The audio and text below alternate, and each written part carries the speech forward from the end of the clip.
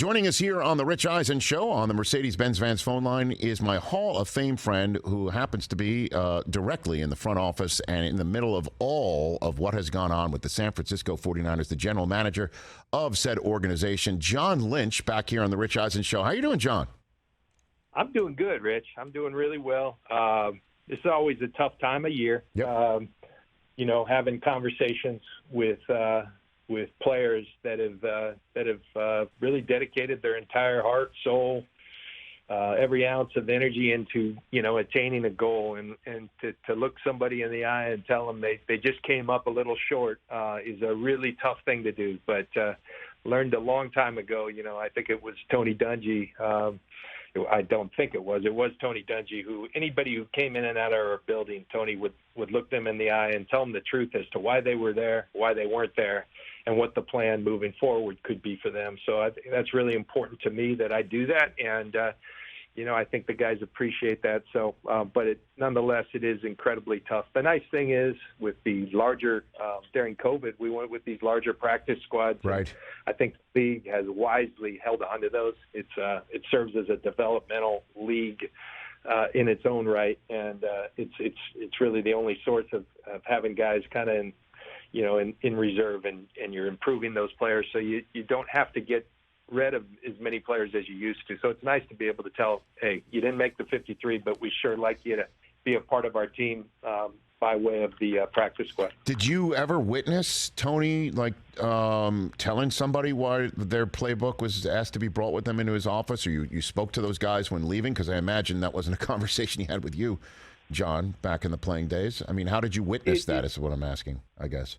You just knew it happened. You just knew and you knew it went a long way with players. There's a lot of places where it's go get your playbook and turn it in, and nobody's really giving you the message, and or it's a scouting assistant kind of entry level person just saying, hey, turn in your playbook. And I think they're I don't know if owed is the right word, but they've earned that. And if they're here and they're working that hard, they deserve to hear it from a decision maker why they're not going to be there. And I think it goes a long way towards people wanting to come back. And word travels. It's the right thing to do, but also word travels as to, hey, that organization does things in the right way. I know it did. That was the case down in Tampa and Indy when Tony was there, and I think it's the case here. Kyle does the same thing, and we talk to each of them, so it's great. John Lynch here on the Rich Eisen Show from the San Francisco 49ers front office. All right, let's just jump into the Jimmy G decision to stay and your process getting to that. I know Kyle Shanahan spoke at length about it in a telephone press conference, but I'd love from your position, how did this come about for Jimmy G to stay with you as the backup, and everyone understands roles, John Lynch? Yeah, so it's obviously been a long journey way back to kind of around the combine time when I really thought that conversations with a number of teams probably honed in on 2 or 3 teams where I thought there was a real strong reality that it was happening, just the tenor of the conversations, the discussions of compensation. And then we got the call from Jimmy that, he had visited Neil Elatrash in L.A. and that they had made the decision where it had earlier been rest. It was, okay, we need to surgically fix this issue. And all of a sudden, then those said teams, that we're talking to, we have to communicate to them, hold on, we do need to let you know that Jimmy just is tomorrow having surgery on his throwing shoulder. And you can imagine being those teams, hey, we're going to step back. And so just to make a long story short, then the chairs start filling up, when there's only so many chairs out there, and throughout the off season, a lot of, teams aren't going to wait on that. And so that happened.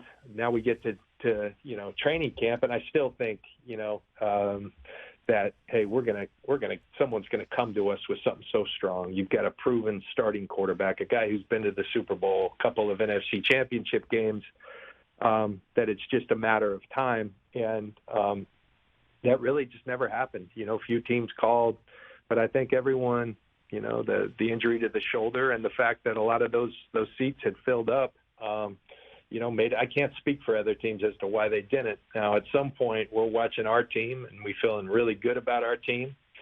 And there was just a conversation between Kyle and I. Hey, what would you think about, Jimmy coming up here in a backup capacity? This is Trey's team. And I think Kyle's initial reaction was, why would he do that? I'm sure there's going to be a starting, job for him out there, or something's going to arise. And, I don't know exactly when that was, but, we did a couple of things there. We communicated to Jimmy, that we would have interest in that if he did. We also pulled Trey in and talked to him and said, we want you to know we had this conversation. It has nothing to do with you. This is your team. This has more to do with our belief in the team. And if we can strengthen that room and have him as your backup, then, man, that we believe that makes us a better team. Have no idea whether it's going to happen. It's likely won't. And as things kind of developed, I guess some people might say, well, why didn't you just do it then a month ago or something? Well, Jimmy and Don Yee and Carter Chow as representatives, I think smartly said, we're going to wait for every possibility, whether that's a starting quarterback getting hurt, whatever it is. Sometimes time is your friend on these things. And so we're going to wait till the very end of camp, till the last preseason games played, before we're ready to do something like that. But we do have interest. And so, when it happened very quickly. I'm sorry for a long story, but I don't know any other way to tell it. No, I'm hanging on to your every word, John, seriously, because and I appreciate you going back to the combine, because that's how far back it's got to go. And the surgery creating a situation where clearly a tradable commodity suddenly needs to be shelved in every possible way. I totally understand what you were doing, and you had me hanging on your every word. So what was Lance's reaction to being told, the guy who you were replacing, and we have attempted to trade, so you could understand not only from our mouths and our hearts, but with our roster moves, that this is your team, that we're thinking of bringing him back to make sure that we have our backup position and that quarterback room as solidified as we possibly can. His reaction to that was what, John?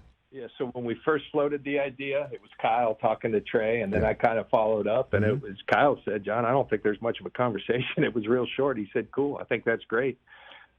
Trey's a confident young man. He's got a lot of belief in his abilities. He and Jimmy, I think the most important thing, they have a really strong foundation of a relationship. Jimmy could not have been any better to Trey as a rookie, and I think Trey supported Jimmy extremely well. So there's a real friendship there, first of all, and I get it. There's competition.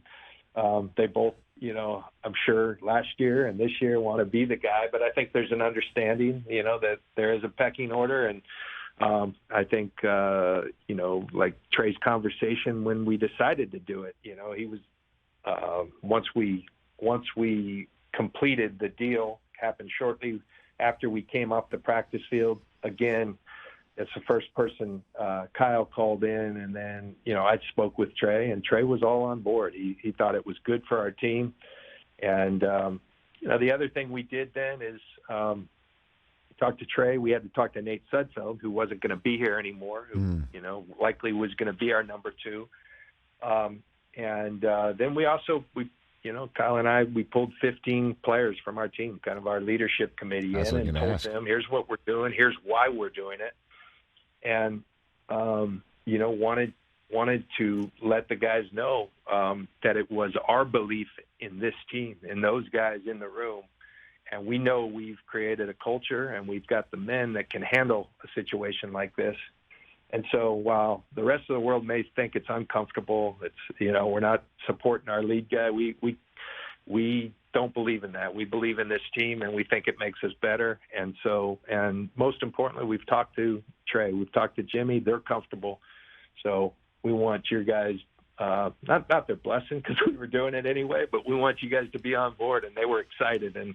And so that's where we're at, and we're moving forward. And I'm happy that, we've got a quarterback room that obviously is so important in this league, that is really strong going into the season. And Brock Purdy, Mr. Irrelevant, made it as well. Amazing. We usually keep two quarterbacks, but he played very well in the preseason. really forced us to keep him on the 53 as well. 49ers GM John Lynch here on the Rich Eisen Show, talking about what everybody's talking about in the NFL. So, I mean, look, it's not your first rodeo. You got a bust in Canton showing that. You got a Hallis trophy in the case in Santa Clara, and a Super Bowl roster that a lot of people believe is ready to go right now. So you understand. I mean, I had Kurt Warner, a bust, roommate of yours, on the show yesterday when he was the veteran and on the Giants team that turned to Eli, and he said there were veterans there that were saying to him, "Look, we can win this. Why aren't you out there instead of us struggling with the rookies?" That's part of the reason, I assume, why you did call the leaders of your locker room, your leadership council together, make sure that we're all on board. What is the struggle threshold potentially that you and maybe Kyle have talked about, where maybe your stance with Trey Lance might somehow waver? That's the conversation that everyone's having right now, John, that I think I just wanted to put a fine point question in your lap on that very subject matter with a young quarterback that's going to have the ups and downs. John. A good question. I'm stunned. I was hit with a jab because I thought you were calling, when you said Kurt Warner, a bust. I was like, no, you're calling Kurt Warner a bust? No. A bust mate. I got you. No. A bust in the room with you. A bust mate of yours. Yes. The room. Yes. I got you. Yeah. And hey, Kurt has great perspective, but again, what it came down to, and obviously when you have somebody you've invested as much in as we have in Trey, you want to provide for every opportunity for them to be successful. But what we came down to, we can't control narratives outside the building, even like Kurt Warner. And I respect his opinion. I seek those guys out sometimes and ask them about situations. But it was basically, we think our team can handle this. And, we're going to be very clear. No different than last year was Jimmy's team. And, when the call is made that, to go to the backup, that's all on Kyle. I'm not passing the buck. That's his decision as a coach. Mm-hmm. I think our players trust that. And, the bottom line is, when we were drafting Trey Lance, the skill set's obviously important. Everything's important when you're making that big a decision. But a lot of it is the mental fortitude, the mental toughness, the capacity to handle the pressure at that position. And that's where we thought Trey was as strong as anybody in that draft. And frankly, it was our belief in Trey that allows us to do this, because we think he can handle that. And, does it provide more pressure on him? Looking over the shoulder, we don't believe so. Maybe the narrative outside, but what we can focus on is having great communication with Trey, with Jimmy, with our players, and saying, here's what we're doing, here's why we're doing it, and we want you guys to have everybody's back in this, and our team understands that. They were all on board. They've got great belief in Trey. They've played. With Jimmy for a long time. They have great belief in him, but they understand that this is Trey's team. He's going to get every shot to go have success. And furthermore, and I think more importantly, they really believe that he's destined to. So I guess, and I know everything's a hypothetical, anything can happen, but the other thing that Kurt Warner brought up was he got in a game in the year that the Giants eventually did turn to Eli. Coughlin put him in a game to finish it up because Eli was struggling. And he almost pulled off a comeback win over the Ravens. And Kurt said, he told Coughlin, you need to go to the media and assert the fact that I'm still the backup and this is still Eli's team. You've got to do that. And I'm wondering if Jimmy G's got that in him, on top of the fact that, asking you the hypothetical, I know I'm asking two at once, but I only have a limited time left with you, that is it possible that could be a role for Garoppolo, that Lance is struggling, Jimmy finishes up, but then it's Lance's team at the end of the day anyway. Is that possible, John? I don't know. I think about all these things. You know what I think about right now? I was my dad was in the radio business, and they were the flagship station for the San Diego Chargers. And yes. So I went to every Charger. We were season ticket holders. My dad would entertain clients up in the suite, and my brother and my sister would sit down in the in the stands as Charger season ticket holders. And you know what I remember when we had Dan Fouts, another guy who has a bust. Yes. And whenever Dan Fouts would struggle, everybody would scream the name of they would chant Lou. I thought they were booing when I was a young kid. It was Ed Luther was the backup, and they wanted Ed Luther to come in. So I suppose that's always been in football.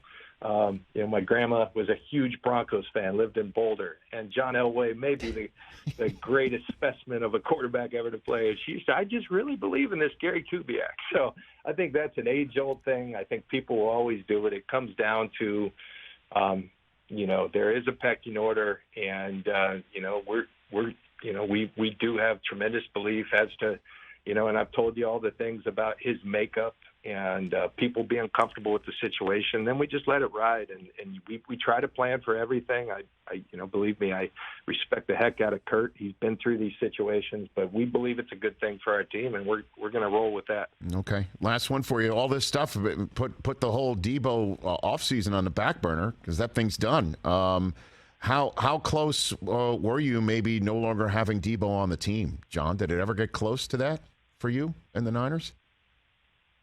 I never wanted to believe that it was, but there were some moments, and we had to bring it back together again. Though, you go back to the foundation of a relationship, and the first time I ever met Deebo was down at the Senior Bowl. That's when Kyle and I met him. He happened to play for us. That the whole saying that year was from Mobile to Miami because we coached the Senior Bowl, which I don't recommend because it means you were really bad the year before. Right. And we went to Miami in our Super Bowl, and Deebo was a big part of that. We love his talent, we love his ability, we love the spirit he brings to our team, and as to what caused that and all, I'm just glad he's back in the fold with us, and I always believed that he would. There was that market just took off and it went crazy. And, if you go back and do it, the good thing is that it's done and he's a part of us and he's so happy. It was a big weight off his shoulders as well. And we're happy Deebo's back in the fold and going to be playing for the Niners for years to come because he's such a great player and such a great young man. Well, John, what a fascinating last, half a year you and the front office and the staff and the team and the organization and the coaching staff had. I'm sure you were relieved that it is over and now it's time for Toe to meet ball in Chicago for your team, and I can't wait to watch it. Just a fascinating team. What a way your season finished up last year and is entering this year. I can't wait, John, and I appreciate the time and the call as always. Thanks so much, Rich. Always great to talk to you. Best to your fam. You take care, John.